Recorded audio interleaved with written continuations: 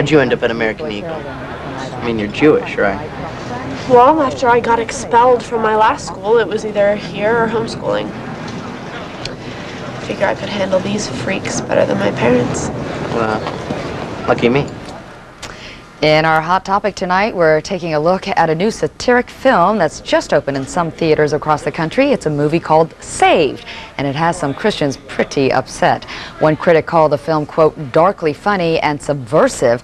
Some Christian leaders haven't been nearly as kind, and with me now to share their views on this movie are the Reverend Jerry Falwell. He's a pastor, conservative activist, and the founder of Liberty University. And joining us from Los Angeles is Brian Donnelly. He's the writer and director of Saved. Good evening to both of you, gentlemen.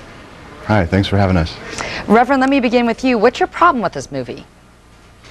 Well, you know, I feel that when you produce a film and everyone in it, and I haven't seen the film as I told you in advance. I've seen the movie trailer. I've read Ted Baer's review.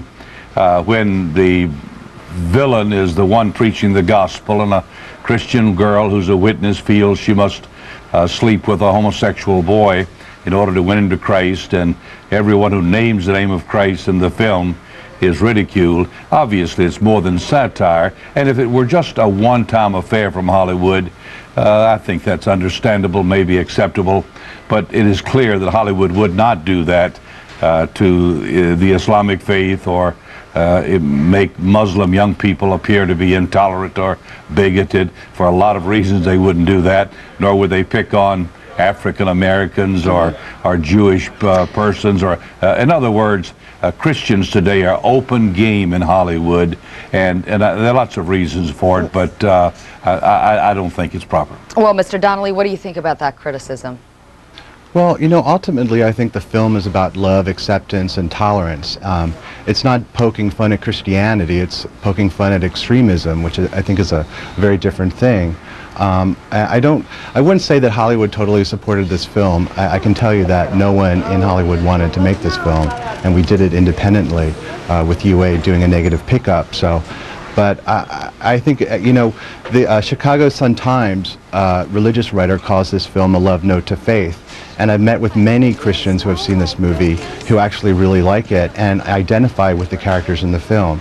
And it's a wide variety of characters. Yes, there's the extremist played by Hilary Faye, but there's also, you know, the good Christian kid, Patrick Fugit, who plays the Christian skateboarder. And the ultimate message is about love, acceptance, and tolerance. And the film, you know, it's about this journey of faith that this character goes on. And at the end of the film, she finds her faith again. And I just don't see anything wrong with that. I think it's a very pro-faith film. Reverend Falwell, do you think that some Christians like yourself are just taking things too seriously, taking yourselves too seriously? After all, it is just satire. Well, again, I want to say that having not seen the film, it would not be fair to me to make a broad attack on this particular film. In general, I do know that Christians, particularly evangelical Christians, and Roman Catholics, are open game in Hollywood, and I can't recall, with the exception of Chariots of Fire and maybe one or two others, and more recently, of course, Mel Gibson's The Passion of the Christ, and that was opposed by Hollywood. They were afraid that there would be anti-Semitism generated by it, which did not happen.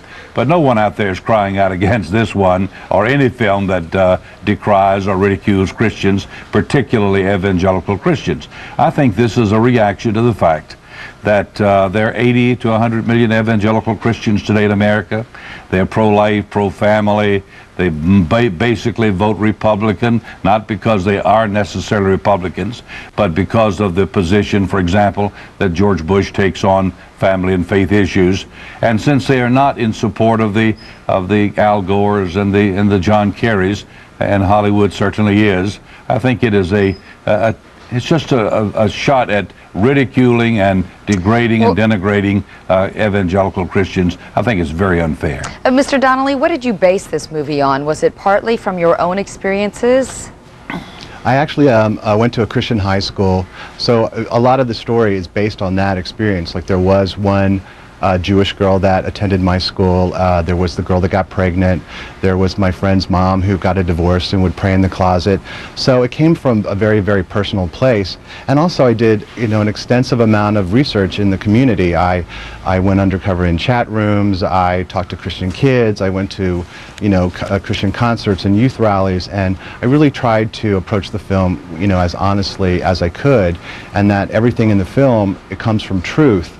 Brian, could I ask you what Christian school that you visited? I attended Arlington Baptist in Maryland. In Maryland, in the state of Maryland? Right. Yes.